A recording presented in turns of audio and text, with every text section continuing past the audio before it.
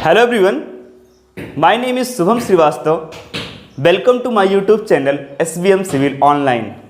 सो guys, अभी तक हमने कंक्रीट क्यूब का किस तरीके से कंप्रेसिव स्ट्रेंथ निकाला जाता है यहाँ तक डिस्कस कर लिया है। आज हम इसी डिस्कशन को आगे बढ़ाएंगे और आज सबसे पहले हम पढ़ रहे होंगे comparison between cube and cylindrical shape specimen. Concrete का कंप्रेसिव स्ट्रेंथ निकालने के लिए हम दो तरीके का स्पेसिमेन यूज कर रहे होते हैं। एक वो स्पेसिमेन जो क्यूबिकल शेप में होता है और दूसरा वो स्पेसिमेन जो सिलिंड्रिकल शेप पे होता है। क्यूबिकल शेप का स्पेसिमेन इंडिया में यूज किया जाता है और सिलिंड्रिकल शेप का स्पेसिमेन फॉरेन कंट्रीज में यूज किया जाता है। सबसे पहला टॉपिक हम यही पढ़ रहे होंगे।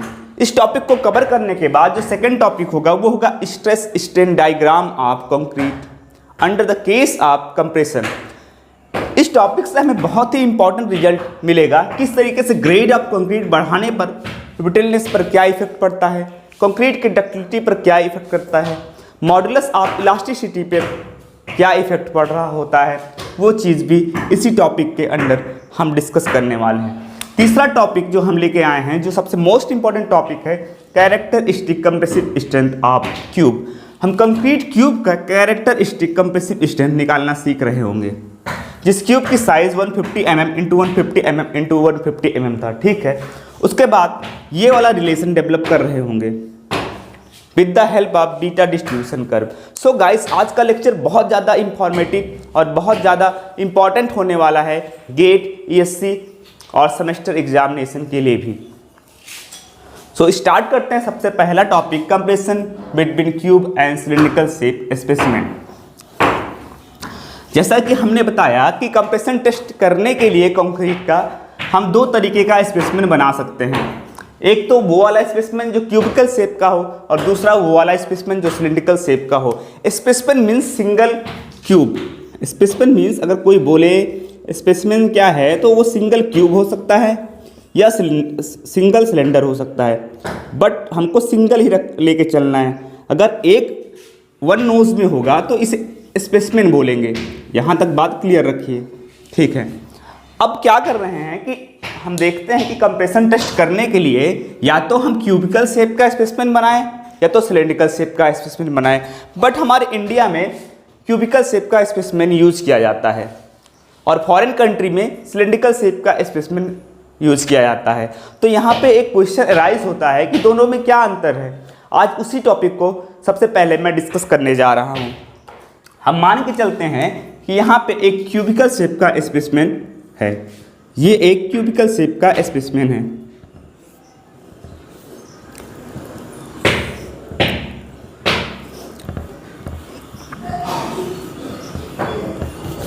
सॉरी, फिर से हम बनाते हैं। ये एक क्यूबिकल शेप का स्पेसिमेन है और दूसरा जो हम स्पेसिमेन लेंगे वो सिलेंड्रिकल शेप का स्पेसिमेन हो रहा होगा, जो इंडिया में यूज नहीं होता। ये कहाँ यूज होता है? फॉरेन कंट्रीज में यूज होता है। ठीक है, फिगर थोड़ा बहुत इधर उधर हो जाएगा तो वो आप संभाल लीजिएगा।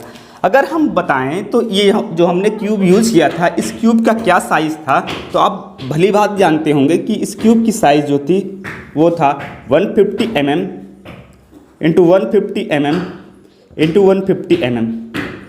ठीक है, यहाँ तक हमने कवर कर लिया था। हम साइज को ऊपर लिख देते हैं 150 mm into 150 mm into 150 mm।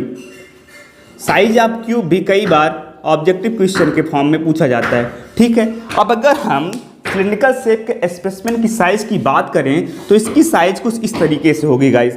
इसका जो ये डाया होगा 150 mm। ये भी इम्पॉर्टेंट हो जाता है, ये डेटा भी बहुत ज़्यादा इम्पॉर्टेंट हो रहा होता है। और इस क्यूब की हाइट जो होती है वो होती है 300 mm। 300 mm। ठीक है, मतलब इंडिया में हम ऐसे कंक्रीट का स्पेसिमेन बना के टेस्ट कर रहे होते हैं कंप्रेसिव स्ट्रेंथ का, और फॉरेन कंट्रीज़ में ऐसे यूज़ कर रहे होते हैं। ठीक है, अब मैं क्या करता हूँ, इस कंक्रीट क्यूब को अपने Yuri axial compression testing machine के अपर प्लेट और लोअर प्लेट के बीच रख देता हूँ। ये मेरा हो गया लोअर प्लेट और ये वाला हो गया अपर प्लेट। ठीक है, ये अप लोअर प्लेट था, लोअर प्लेट और अपर प्लेट के बीच मैंने रख दिया। ठीक है, सेम यही काम मैं क्यूब को भी करने जा रहा हूँ। सिलेंडर को भी मैं जो सिलिंड्रिकल शेप का कंक्रीट का स्पेसिमेन बनाया था उसको भी अपर प्लेट और लोअर प्लेट के बीच रख दिया। ठीक है, अब क्या करते हैं, हम टेस्ट स्टार्ट करते हैं। टेस्ट स्टार्ट करते हैं मीन्स हम कंप्रेसिव फोर्स अप्लाई करते हैं अपर प्लेट और लोअर प्लेट दोनों तरफ। ठीक है, ये क्या है, ये कंप्रेसिव फोर्स मैं इस तरीके से डिनोट कर रहा हूँ। ठीक है, सेम काम हम इधर भी कर रहे होते हैं, हम यहाँ पे भी कंप्रेसिव फोर्स अप्लाई कर रहे होते हैं इस तरीके से कुछ। ठीक है, अब हम देखते हैं कि दोनों क्यूब में क्या इफेक्ट होने वाला है। गाइस यहाँ ध्यान से सुनिएगा कि जब हम क्यूब को अपर प्लेट और लोअर प्लेट के बीच रख देते हैं तो यहाँ पे क्यूब रखा होगा, अपर प्लेट और लोअर प्लेट हमारा uniaxial compression testing machine का होगा। सो गाइस यहाँ पे क्यूब के बीच और जो प्लेट है, प्लेट के बीच फ्रिक्शन लग रहा होगा और उस फ्रिक्शन का इफेक्ट हम क्यूब में देख सकते हैं। अगर क्यूबिकल शेप के लिए बात करें तो क्यूबिकल शेप के लिए फ्रिक्शन का इफेक्ट हमें कुछ इस तरीके से देखने को मिलता है।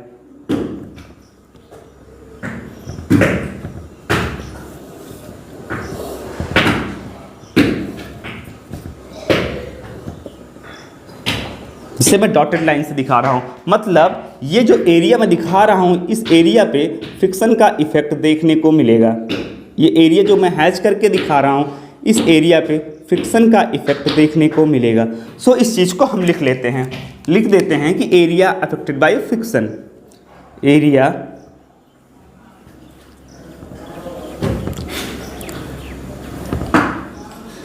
By friction.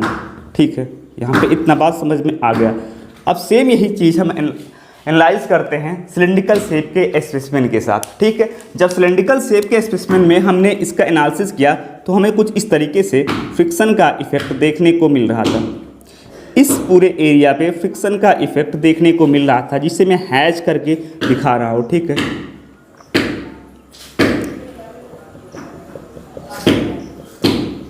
इस एरिया पे फ्रिक्शन का इफेक्ट देखने को मिल रहा होगा। इस चीज़ को भी हम लिख देते हैं, एरिया अफेक्टेड बाय फ्रिक्शन,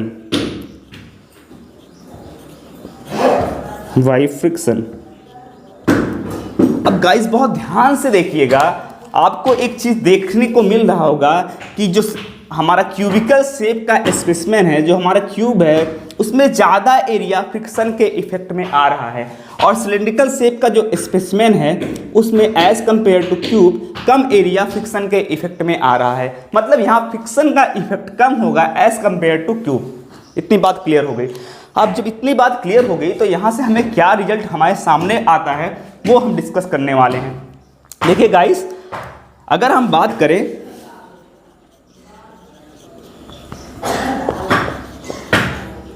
यहाँ पे मैं लिख लेता हूँ,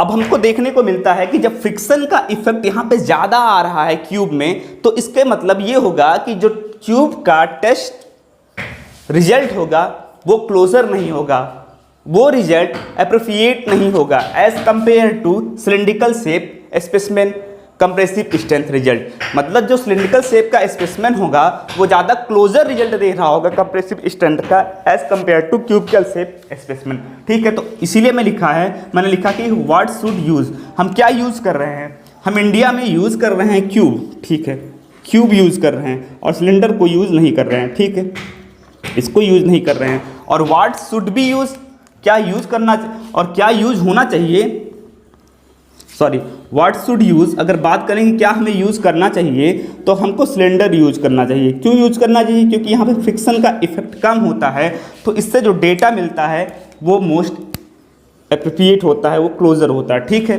बट हम यूज़ क्या कर रहे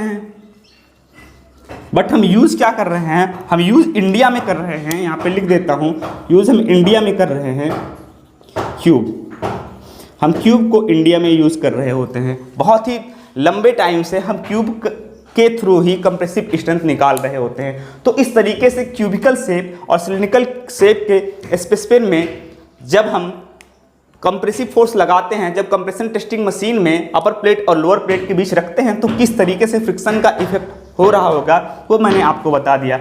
यहाँ पे एक पॉइंट और आता है, वो कुछ इस तरीके से है कि जब मैंने क्यूब का स्ट्रेंथ निकाला और जब मैंने सिलेंडर का स्ट्रेंथ निकाला और दोनों को कंपेयर किया तो मुझे एक रिजल्ट देखने को मिलता है कि FC क्यूब इक्वल टू हो जाएगा 1.25 FC सिलेंडर।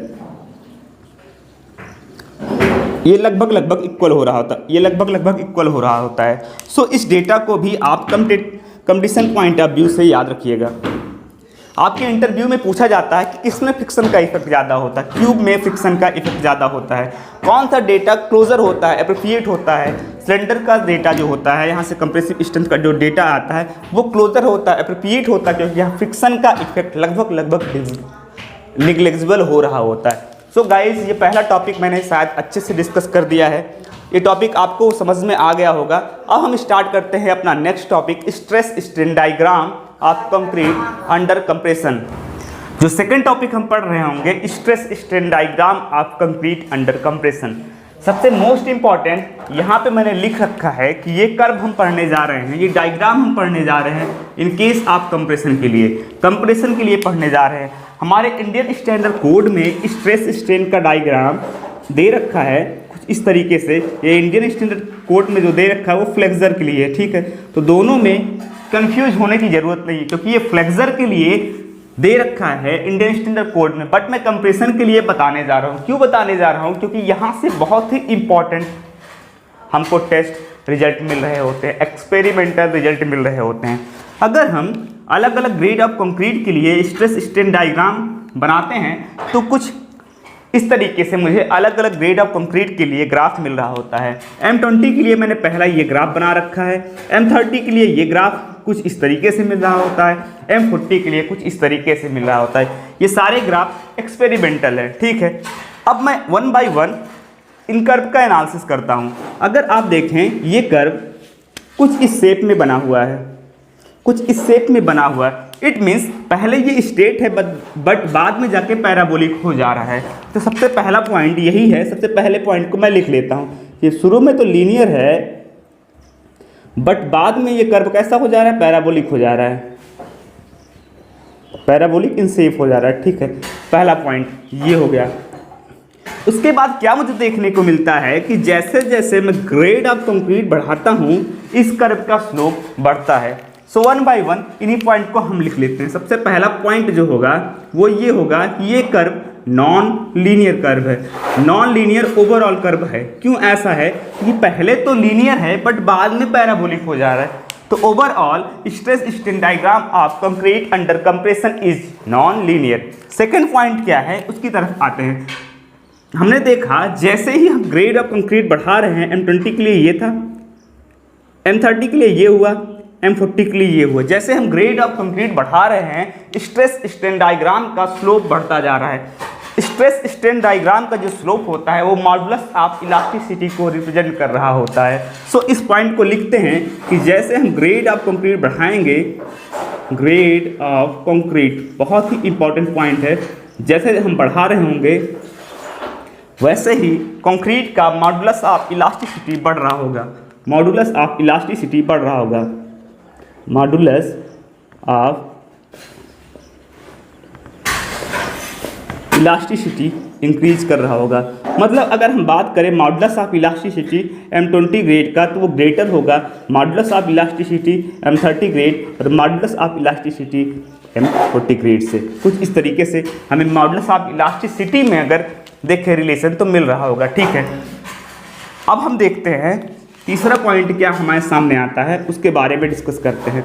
जब हमने स्ट्रेस स्ट्रेन डायग्राम का एनालिसिस किया तो मुझे कुछ बहुत ही मोस्ट इंपॉर्टेंट रिजल्ट मिला जो मैं अब बताने जा रहा हूँ। बहुत ध्यान से देखिएगा। अगर M20 ग्रेड ऑफ कंक्रीट के लिए बात करें तो मैक्सिमम कंप्रेसिव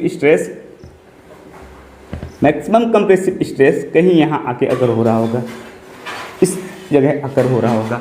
M30 के लिए बात करें तो मैक्सिमम कंप्रेसिव स्ट्रेस कहीं यहाँ आगे अकर हो रहा होगा, कहीं यहाँ पे आके अकर हो रहा होगा। M40 ग्रेड ऑफ कंक्रीट के लिए बात करें तो मैक्सिमम कंप्रेसिव स्ट्रेस कहीं यहाँ पे आगे अकर हो रहा होगा।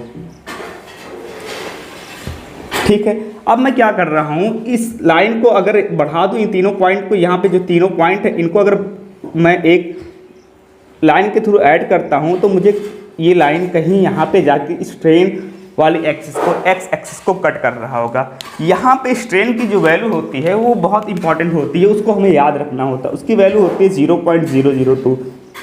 ये क्या है, इट मीन्स कि कोई सा भी ग्रेड ऑफ कंक्रीट रहा हो, जब हम कोई सा भी ग्रेड ऑफ कंक्रीट रहा हो, जब हम उसका एनालिसिस करते हैं कि कहाँ पे मैक्सिमम स्ट्रेस मिल रहा होगा, तो वो एक फिक्स स्ट्रेन वैल्यू पर मिल रही होगी। ये क्या है, स्ट्रेन वैल्यू पर मिल रही होगी, जहाँ पे क्या मिल रहा है, मैक्सिमम स्ट्रेस मिल रहा है। हमने M20 के लिए देखा तो M20 के लिए भी यही अकर हो रहा था। फिर हमने M30 के लिए देखा तो ये भी यहीं पे आ रहा था। फिर M40 के लिए भी हमने जब एनालिसिस किया तो इसी स्ट्रेन वैल्यू पर ये क्या है, स्ट्रेन वैल्यू है, इसी स्ट्रेन वैल्यू पर हमें मैक्सिमम कंप्रेसिव स्ट्रेस मिल रहा होगा। बहुत ही इंपॉर्टेंट पॉइंट है, कंपटीशन में कई बार पूछा जाता है कि maximum compressive stress occurs at a strain approximate 0.002। मतलब इतने स्ट्रेन पर कोई सा भी ग्रेड ऑफ कंक्रीट रहा हो, मैक्सिमम कंप्रेसिव स्ट्रेस मिल रहा होगा। अच्छा, ये सारे जो रिजल्ट है वो एक्सपेरिमेंटल है, उसे एक्सपेरिमेंट के थ्रू निकाला गया है। ठीक है, अब देखते हैं चौथे पॉइंट की तरफ आते हैं, और चौथा पॉइंट क्या निकल के सामने आ रहा होगा उसकी तरफ हम डिस्कस करते हैं। जब हमने देखा कि M20 ग्रेड ऑफ कंक्रीट के लिए कर्व बनाया तो कुछ यहाँ तक कर्व आया, ये कर्व कुछ यहाँ तक आया। ठीक है, और इसके बाद जाके हमारे M20 ग्रेड ऑफ कंक्रीट का जो कंक्रीट था उसमें फेलियर अकर हो गया। M30 वाला फेलियर कहीं यहाँ आकर हुआ, M40 वाला फेलियर कहीं यहाँ कर हुआ। इसके मतलब जैसे जैसे ही हम ग्रेड ऑफ कंक्रीट बढ़ा रहे हैं तो हो क्या रहा है, ध्यान से देखिए, वैसे वैसे हमारा जो अल्टीमेट स्ट्रेन की वैल्यू है वो घट रही है। कैसे घट रही है, अगर M20 के लिए हम इस लाइन को आगे बढ़ाएं तो यहाँ पे कहीं स्ट्रेन मिल रही होगी। M30 के लिए अगर बढ़ाएं तो हमें कहीं यहाँ पे मिल रहा होगा, M40 के लिए बढ़ाएं तो हमें कहीं यहाँ पे स्ट्रेन की वैल्यू मिल रही होगी। इसके मतलब क्या हो रहा है कि जैसे हमने ग्रेड ऑफ कंक्रीट बढ़ाया, ये स्ट्रेन की वैल्यू शिफ्ट हो रही है लोअर वैल्यू की तरफ। ये क्या बता रहा है, ऐसा क्यों हो रहा है और इससे हमें क्या रिजल्ट मिलेगा, उसको हम डिस्कस करते हैं। जैसे हम देखते हैं कि जैसे ग्रेड ऑफ कंक्रीट बढ़ा रहे हैं वैसे स्ट्रेन की वैल्यू लोअर वैल्यू की तरफ शिफ्ट हो रही है। मतलब कंक्रीट में हमारे ब्रिटलनेस बढ़ रहा है, कंक्रीट हमारा ब्रिटिल होते जा रहा है, कंक्रीट में कम स्ट्रेन पे फेलियर होने की टेंडेंसी आ रही है। जैसे ग्रेड बढ़ाया कंक्रीट का, इसमें कम स्ट्रेन वैल्यू पर जाके फेल होने की टेंडेंसी आ गई। तो इस पॉइंट को भी लिख लेते हैं कि जैसे हम ग्रेड ऑफ कंक्रीट बढ़ाते हैं, ग्रेड ऑफ कंक्रीट जैसे जैसे हम बढ़ाएंगे तो हो क्या रहा होगा, ब्रिटलनेस बढ़ रहा होगा। और जानते हैं कंक्रीट एक ब्रिटिल मटेरियल है। कंक्रीट कैसा मटेरियल है, ब्रिटिल मटेरियल है। ठीक है, पांचवें पॉइंट की तरफ आते हैं। पांचवा पॉइंट कुछ इस तरीके से है कि हमने जब एनालिसिस किया ये सारे कर्व कहीं ना कहीं जाके इस फिक्स स्ट्रेन वैल्यू के बीच टूट रहे होंगे, जिसकी वैल्यू है, जो मैं यहाँ लिख रहा हूँ 0.004, और जो ये वाली वैल्यू है ये है 0.006। इट मीन्स ये सारे क्यूब, चाहे कितने सा भी क्यूब हम टेस्ट कर लें, कितने सा भी ग्रेड ऑफ कंक्रीट का क्यूब टेस्ट कर लें, ये कहीं ना कहीं इस स्ट्रेन वैल्यू पर जाकर टूट रहा होगा, इस स्ट्रेन वैल्यू के बीच टूट रहा होगा। देखिए M20 के लिए देखिए तो यहाँ टूट रहा है, M30 के लिए यहाँ टूट रहा है, M40 के लिए यहीं टूट रहा है। ठीक है, तो इसके बीच ही आ रहा है, इस स्ट्रेन वैल्यू के बीच ही लाई कर रहा है इनका अल्टीमेट फेलियर। इस चीज़ को लिख लेते हैं कि अल्टीमेट स्ट्रेन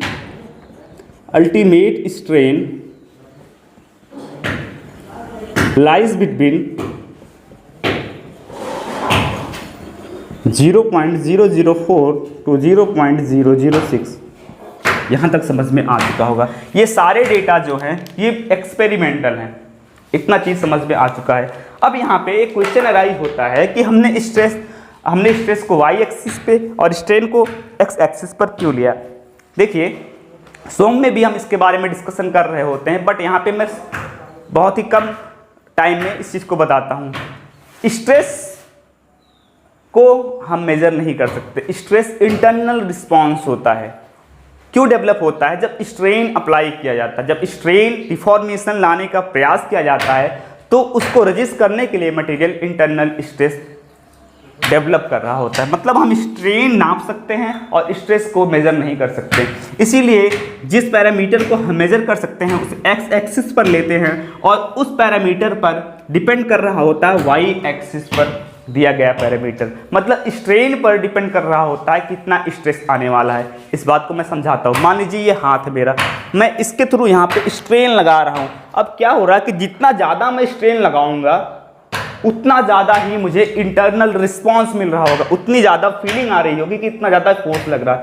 ये फीलिंग क्यों यहाँ पे हमें माइंड में जा रहा है? क्योंकि यहाँ के इंटरनल मसल्स इस स्ट्रेन का, इस रिफॉर्मेशन का अपोज कर रहे हैं, रजिस्ट कर रहे हैं, इस रिफॉर्मेशन को रजिस्ट कर रहे हैं। सो गाइस आपको शायद समझ में आ चुका होगा। ये डिस्कशन बहुत इंपॉर्टेंट है क्योंकि यहाँ पे हमने सीखा ग्रेड ऑफ कंक्रीट बढ़ाने पर मॉडुलस ऑफ इलास्टिसिटी पर क्या इफेक्ट पड़ता है, ग्रेड ऑफ कंक्रीट बढ़ाने पर ब्रिटलनेस पर क्या इफेक्ट पड़ता है और मैक्सिमम कंप्रेसिव स्ट्रेस किस स्ट्रेन वैल्यू पर अकर हो रही होती है। ये बहुत ही इंपॉर्टेंट क्वेश्चन है, ये कंपटीशन में कई बार पूछा गया है। सो अब हम स्टार्ट करते हैं आज का थर्ड टॉपिक, जो हमारा थर्ड टॉपिक है characteristic compressive strength of concrete cube. Characteristic compressive strength of concrete cube. Characteristic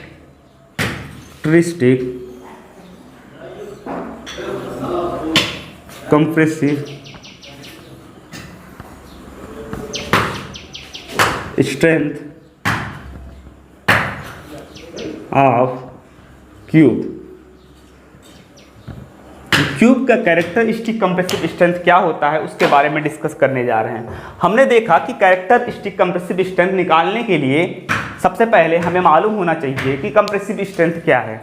इसके पहले भी लेक्चर में मैंने बताया था कि कैरेक्टरिस्टिक स्ट्रेंथ कंप्रेसिव स्ट्रेंथ पर डिपेंड कर रहा होता है।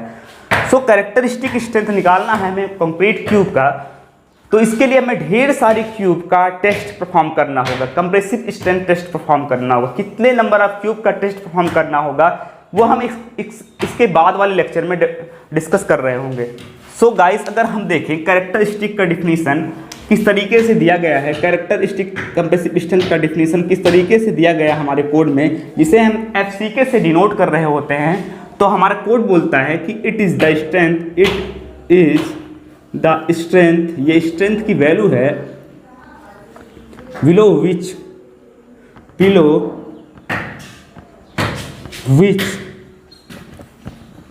नॉट मोर देन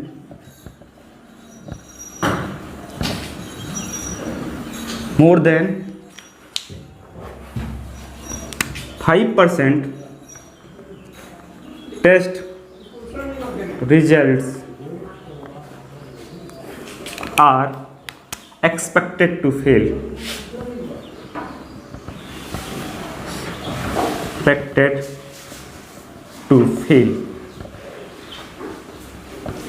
मतलब कैरेक्टरिस्टिक कंप्रेसिव स्ट्रेंथ की वो वैल्यू है जिसके नीचे केवल 5% क्यूब के फेलियर होने की चांस होती है। मतलब अगर मैं कुछ इस तरीके से दिखाऊं, अगर मैं इस स्ट्रेंथ को FCK बोल रहा हूं, ठीक है, ये स्ट्रेंथ FCK है, तो इस स्ट्रेंथ से नीचे अगर मैं ढेर सारी क्यूब टेस्ट करूंगा तो इस स्ट्रेंथ से नीचे केवल 5% क्यूब ऐसे होंगे जिनका स्ट्रेंथ होगा, ठीक है। 95% क्यूब ऐसे होंगे जिनकी मजबूती, जिनका स्ट्रेंथ इस वैल्यू से, इस कंप्रेसिव स्ट्रेंथ की वैल्यू से ज़्यादा होगी। बात समझ में आ चुका होगा। इस चीज़ को हम एक एग्जाम्पल के थ्रू समझते हैं और किस तरीके से कैरेक्टरिस्टिक स्ट्रेंथ क्या होता है उसके बारे में मैं आपको बताता हूँ। देखिए, मान लीजिए मैंने 100 क्यूब टेस्ट किए, ठीक है, 100 क्यूब टेस्ट किए, मैं एक एग्जांपल लेके चल रहा हूँ, और ये 100 क्यूब जो मैंने टेस्ट किए वो मैं ये सोच के चला था कि भाई ये क्यूब जो मैं बना रहा हूँ इस क्यूब की मजबूती इतनी तो आ ही जाएगी, मतलब इतनी मजबूती के लिए मैंने क्यूब बनाया, ठीक है। अब होगा क्या, इस क्यूब में से हो सकता है कि 95% क्यूब ऐसे रहे हों, 95% क्यूब ऐसे रहे हों जिनकी मजबूती, ध्यान से देखिएगा, जिनकी मजबूती 20 न्यूटन पर mm स्क्वायर से ज़्यादा रहा हो, ठीक है। और 5% क्यूब ऐसे रहे हों, या 5 क्यूब ऐसे रहे हों, परसेंटेज हटा देते हैं क्योंकि हमने 100 पहले से एज्यूम कर लिया है, जिनकी मजबूती 20 न्यूटन पर mm स्क्वायर से कम रही हो। अच्छा, ऐसा क्यों हो रहा? देखिए 100 क्यूब मैंने बनाया 25 के लिए, बट सारे क्यूब उसी स्ट्रेंथ पे फेल नहीं होंगे। इस बात को इस तरीके से समझिएगा कि हमारा टीचर जो होता है, एक प्रैक्टिकल लाइफ का एग्जांपल लेते हैं, हमारा टीचर जो होता है वो सबको पढ़ा रहा होता है और सबको ये सोच के पढ़ाता है कि सारे बच्चे 60 मार्क्स तो गेन करेंगे, 100 नंबर का पेपर है तो सारे बच्चे 60 नंबर तो लेके ही आएंगे, बट सारे बच्चे 60 नंबर तो नहीं लाते, कुछ 60 से ज़्यादा लाते हैं, कुछ 60 से कम लाते हैं, और कुछ बच्चे 60 से कम क्या 30 से भी कम लाते हैं और फेल हो जाते हैं। तो जो बच्चे फेल हो जाते हैं उनको हम आगे प्रमोट नहीं करते, ठीक है। ऐसा हम क्यों कर रहे हैं? क्योंकि हमें एजुकेशन में क्वालिटी को इंक्रीज करना है, इसीलिए कैरेक्टरिस्टिक स्ट्रेंथ हम क्यूब के लिए, कंक्रीट के लिए इसलिए डिफाइन कर रहे हैं क्योंकि हमें कंक्रीट की क्वालिटी को इंक्रीज करके चलना है, ठीक है। इसी तरीके से मैं 100 क्यूब बनाया 25 के लिए, ये टारगेट करके बनाया, बट सारे क्यूब तो उसी स्ट्रेंथ में फेल नहीं होंगे। मैंने देखा कि 95% इस पर्टिकुलर वैल्यू से ज़्यादा वैल्यू पर फेल हो रहे हैं, और 5% या 5 क्यूब ऐसे हैं जो इस पर्टिकुलर वैल्यू से कम वैल्यू पर फेल हो रहे हैं। तो कोई बोले कि इसके लिए बता दो कैरेक्टरिस्टिक स्ट्रेंथ, तो मैं झट से बोलूँगा कि कैरेक्टरिस्टिक स्ट्रेंथ होगा 20 न्यूटन पर mm स्क्वायर, ठीक है। मैंने टारगेट ये किया बट मुझे मिल क्या रहा है, अल्टीमेटली ये मिल रहा है, ठीक है। अब इस चीज़ को मैं ग्राफ के थ्रू ड्रा करके बताता हूँ। ढेर सारे टेस्ट रिजल्ट को मैं टेस्ट कर रहा होता हूँ, ढेर सारे टेस्ट रिजल्ट को मैं टेस्ट कर रहा होता हूँ। किस चीज़ के टेस्ट रिजल्ट को? टेस्ट रिजल्ट मीन्स यहाँ क्यूब को मैं टेस्ट कर रहा होता हूँ, क्योंकि क्यूब के थ्रू ही तो मैं टेस्टिंग कर रहा हूँ, ठीक है। अब देखो क्या हो रहा है उसके बारे में बात करते हैं। यहाँ पे एक्स एक्सिस पर मैं लेता हूँ कंप्रेसिव स्ट्रेंथ। किसका कंप्रेसिव स्ट्रेंथ? इन क्यूब का, जिन क्यूब का मैं टेस्टिंग करने जा रहा हूँ, कंप्रेसिव स्ट्रेंथ, ठीक है। ये कौन सा एक्सिस हो गया? X axis. और वाई एक्सिस पे मैं ले रहा हूँ नंबर ऑफ क्यूब, ठीक है। और उसके बाद जब मैं टेस्ट परफॉर्म करता हूँ तो मैं मान के चलता हूँ कि मैं ये टारगेट करके किया, मैंने जो क्यूब बनाए थे इस टारगेट स्ट्रेंथ के लिए बनाए थे, ये स्ट्रेंथ मैंने टारगेट किया, जिसे एफ मीन से दिखा रहा हूँ, इसे टारगेट मीन स्ट्रेंथ बोला जाता है। तो होगा क्या कि 5 क्यूब ऐसे होंगे जो इस स्ट्रेंथ से बहुत पहले फेल हो जाएंगे, 10 क्यूब ऐसे होंगे जो इस स्ट्रेंथ से बहुत पहले फेल हो जाएंगे, 30 क्यूब ऐसे होंगे जो इस स्ट्रेंथ से बहुत पहले फेल होंगे, 40 ऐसे होंगे जो इस स्ट्रेंथ से बहुत पहले फेल होंगे, 50 क्यूब ऐसे होंगे जो इस स्ट्रेंथ को अटेन करके फेल होंगे। फिर ऐसे सेम हो रहा होगा, 40 क्यूब ऐसे होंगे जिनका स्ट्रेंथ इससे ज़्यादा होगा, फिर 30 क्यूब ऐसे होंगे जिनका स्ट्रेंथ इससे और ज़्यादा होगा, फिर इस तरीके से हमें एक कर्व मिल रहा होगा। देखिए मैं कहने क्या वाला हूँ कि जो हमने टारगेट किया सारे क्यूब की स्ट्रेंथ वो हमें नहीं मिल रही है, उनके स्ट्रेंथ में वेरिएशन है। तो इस प्लॉट को मैं यहाँ पे ड्रॉ कर देता हूँ। अच्छा, इस कर्व को हम बोल रहे होते हैं beta distribution curve, beta distribution curve, ठीक है, बीटा डिस्ट्रीब्यूशन कर्व। अब यहाँ पे मैं देखता हूँ, मैं ये टारगेट लेके चला इस स्ट्रेंथ को, जिसे मैं मीन स्ट्रेंथ बोल रहा हूँ, ये स्ट्रेंथ मैं टारगेट लेके चला, यहाँ पे इसको इस तरीके से हम बढ़ा देते हैं, ठीक है, ठीक है। ये स्ट्रेंथ मैं टारगेट लेके चला, तो इस स्ट्रेंथ को मैं बोल रहा होता हूँ target mean strength, target mean strength, ठीक है। अब मैं एनालिसिस करता हूं और देखता हूं कि यहाँ पे एक वैल्यू मिल रही होगी, यहाँ पे एक वैल्यू मिल रही होगी जिसे मैं FCK से दिखा रहा हूँ, जिसे मैं कैरेक्टरिस्टिक स्ट्रेंथ बोल रहा हूँ। इस चीज़ को मैं लिख लेता हूँ, जिसे मैं कैरेक्टरिस्टिक स्ट्रेंथ बोल रहा हूँ, कैरेक्टरिस्टिक स्ट्रेंथ बोल रहा हूँ। जिस स्ट्रेंथ से नीचे केवल 5% क्यूब का ही स्ट्रेंथ है, मतलब इस स्ट्रेंथ से नीचे, इधर नीचे मतलब कम, इस स्ट्रेंथ से कम केवल 5% क्यूब का ही स्ट्रेंथ है, केवल 5% क्यूब का ही स्ट्रेंथ है। तो ये जो डॉट हैश एरिया है, ये एरिया रिप्रेजेंट कर रहा होगा, ये एरिया रिप्रेजेंट कर रहा होगा 5% क्यूब को, ठीक है, 5% क्यूब को। मतलब 95% क्यूब ऐसे हैं, 95% क्यूब मेरे पास ऐसे हैं जिनकी मजबूती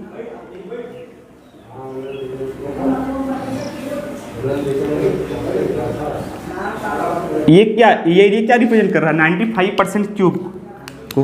95% क्यूब ऐसे हैं, 95% क्यूब ऐसे हैं जिनकी मजबूती इस पर्टिकुलर स्ट्रेंथ वैल्यू से ज़्यादा है कि नहीं, ज़्यादा है ना, इधर बढ़ रहे हैं वैल्यू ज़्यादा है।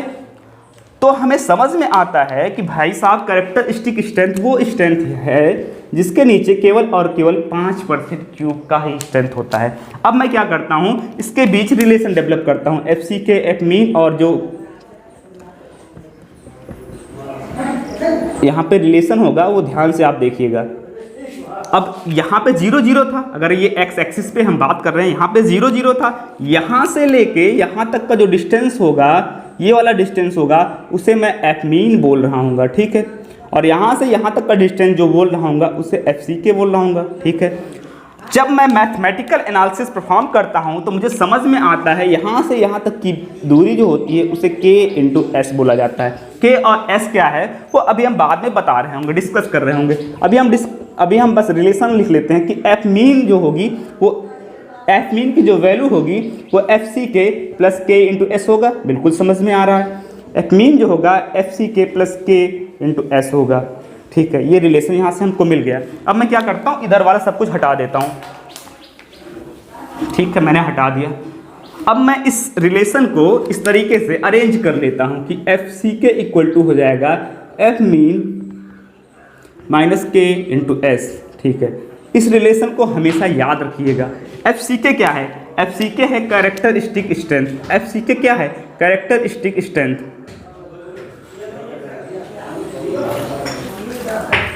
ठीक है। एफ सी के क्या है, कैरेक्टरिस्टिक स्ट्रेंथ, ये है कैरेक्टरिस्टिक स्ट्रेंथ। एफ मीन क्या है, टारगेट मीन स्ट्रेंथ, वो स्ट्रेंथ जो मैंने टारगेट किया, टारगेट मीन स्ट्रेंथ, ठीक है। के एक कांस्टेंट है जिसकी वैल्यू होती है 5% डिफिनीशन पे 1.65। ये हमेशा याद करके चलना है, 5% डिफिनीशन पे के की वैल्यू होती है 1.65। इट मीन्स कि अगर परसेंटेज डिफिनीशन हम बदल दें तो के की वैल्यू बदल जाती है, बिल्कुल बदल जाती है। इसको हटा दूं, किस तरीके से बदलती है वो देखते हैं। यहाँ पे लिखता हूँ परसेंटेज डिफिनीशन और यहाँ पे लिखता हूँ वैल्यू आपके। अगर 0% पे डिफाइन किया जाएगा कैरेक्टरिस्टिक स्ट्रेंथ को तो के की वैल्यू इनफाइनाइट हो जाएगी। अगर 5% पे डिफाइन किया जाएगा तो ये तो आपको याद होना चाहिए 1.65 होगा। और अगर 50% पे डिफाइन किया जाएगा तो कैरेक्टरिस्टिक के की वैल्यू जो होगी वो 0 हो जाएगा, ठीक है। यहाँ तक आ गया। अब मीन स्ट्रेंथ मैं जानता हूँ ये है, एफ सी के ये है, ठीक है। अब मैं क्या करता हूँ 50% के लिए कैरेक्टरिस्टिक स्ट्रेंथ को डिफाइन करता हूँ तो के की वैल्यू यहाँ क्या हो जाएगा 0। अगर के की वैल्यू 0 हो गई तो क्या एफ मीन इक्वल टू हो जाएगा एफ सी के। मतलब अगर मैं बोल दूँ कि कैरेक्टरिस्टिक स्ट्रेंथ वो स्ट्रेंथ है जिसके नीचे 50% ब्लॉक फेल हो जाए तो वो हमें इनडायरेक्टली एफ मीन को बोल रहा हूँ। क्यों बोल रहा हूँ, क्योंकि अगर एफ मीन देखें तो एफ मीन कुछ यहाँ पे है, ये कर्व हमारा पूरा टोटल था तो एफ मीन यहाँ पे है। अब एफ मीन के इधर वाला मैं पूरा कर्व हटा देता हूँ, तो क्या 50% कर्व बचाना है। 50% मतलब मीन स्ट्रेंथ वो स्ट्रेंथ होता है जिसके नीचे 50% क्यूब फेल हो जाते हैं। अभी कंफ्यूज होने की ज़रूरत नहीं है, जब हम न्यूमेरिकल सॉल्व कर रहे होंगे तो ये सारी चीज़ मैं अच्छे से आपको कवर कराऊंगा। यहाँ तक बात समझ में आ गई। अब एस देखते हैं, एस है स्टैंडर्ड डेविएशन, स्टैंडर्ड डेविएशन। और ये क्या होता है इसके बारे में हम बात करते हैं। स्टैंडर्ड डेविएशन हम दो तरीके से निकाल सकते हैं, एक आईएस कोड ने बताया है और एक है डेटा यूज़ करके हम निकाल रहे होते हैं। डेटा यूज़ करके हम तब निकाल रहे होते हैं जब हमें ढेर सारे क्यूब का कंप्रेसिव स्ट्रेंथ क्या है वो मालूम होता है। वो इस तरीके से निकाल रहे होते हैं, F mean minus F C का whole square upon n minus 1। Numerical point of view से इसे याद रखिएगा। एफ मीन क्या है?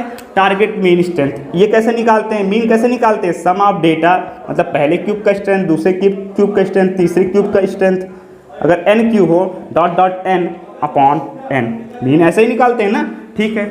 और n क्या रिप्रेजेंट कर रहा होगा? Number of cube. यहाँ तक समझ में आ गया। हम अब आते हैं कि IS कोड मेथड क्या बोलता है। देखिए हमारा इंडियन स्टैंडर्ड कोड बोलता है कि अगर डिफरेंट ग्रेड ऑफ कंक्रीट के लिए हम एक स्टैंडर्ड डेविएशन की वैल्यू देखें, तो हमारा कोड बोलता है कि M15 और M20 ग्रेड ऑफ कंक्रीट के लिए हमारा स्टैंडर्ड डेविएशन का जो वैल्यू होगा वो होगा 3.5 न्यूटन पर mm स्क्वायर, ठीक है। वो बोलते हैं कि M25 और M30 के लिए जो वैल्यू होगी के की वो होगी 4.0 न्यूटन पर mm स्क्वायर, और M30 और एबव के लिए जो वैल्यू होगी वो होगी हमारे लिए 5.0 न्यूटन पर mm स्क्वायर। मतलब M30 से जितना ग्रेटर ग्रेड ऑफ कंक्रीट होगा उसके लिए स्टैंडर्ड डेविएशन 5 ही यूज कर रहे होंगे। M35 के लिए भी 5, M50 के लिए भी 5। बात समझ में आ चुकी होगी। स्टैंडर्ड डेविएशन हम IS कोड से तब निकाल रहे होते हैं जब हमारे पास कंक्रीट क्यूब के कंप्रेसिव स्ट्रेंथ का डेटा नहीं होता है, और जैसे ही हमें डेटा मिल जाता है हम तुरंत उस डेटा को यूज़ कर रहे होते हैं और यहाँ से स्टैंडर्ड डेविएशन निकालना बंद कर देते हैं। सो गाइज आज आपको ये लेक्चर समझ में अगर आया हो तो चैनल को सब्सक्राइब ज़रूर करिएगा और लेक्चर को ज़रूर लाइक करिएगा। फ्रेंड्स तब तक के लिए पढ़ते रहें। आज हम डिस्कशन यहीं पे ख़त्म कर रहे हैं। तब तक के लिए पढ़ते रहें और लाइफ को एंजॉय करें। जय हिंद।